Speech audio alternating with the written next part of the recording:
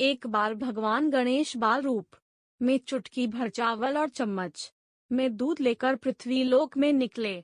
वे सबक ओ की मात्रा अपनी खीर बनाने को कहते जा रहे थे, पर सबने उनकी बात को अनदेखा किया।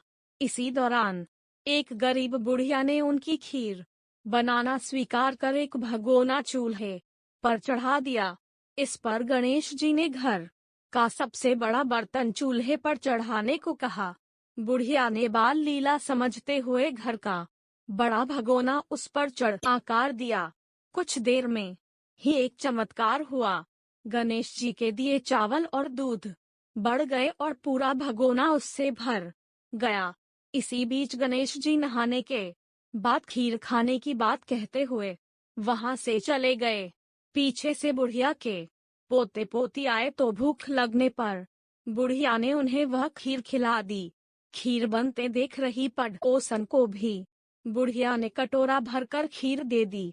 बेटे की बहू ने भी चुपके से एक कटोरा खीर खाने के साथ एक कटोरा खीर छिपा दी। आ जा रे गणेशा, खीर खा ले। इसके बाद भूख लगी तो बुढ़िया ने भी खाने के लिए खीर हाथ में ले ली और बोली, आ जा रे गणेशा, खीर खा ले। तभी गणेश जी वहां पहुंच गए और बोले कि मैंने तो खीर पहले ही खा ली। जब बुढ़िया ने पूछा कि कब खाई तो वे बोले कि जब तेरे पोते पोती पड़ोसन व बहू ने खाई तभी मेरा पेट भर गया।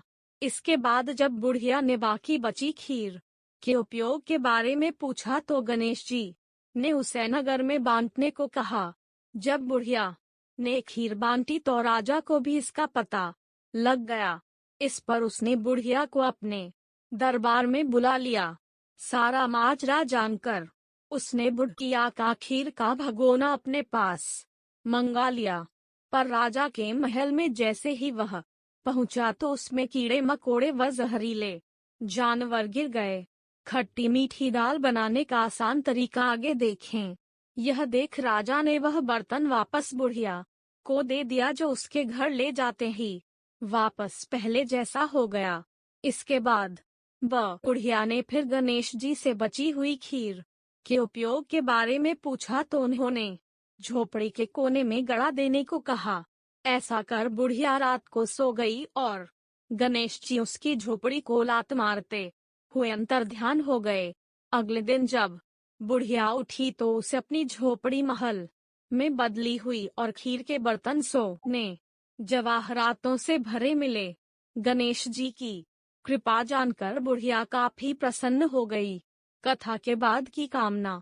हे गणेश जी महाराज, आपने जैसा फल बुढ़िया को दिया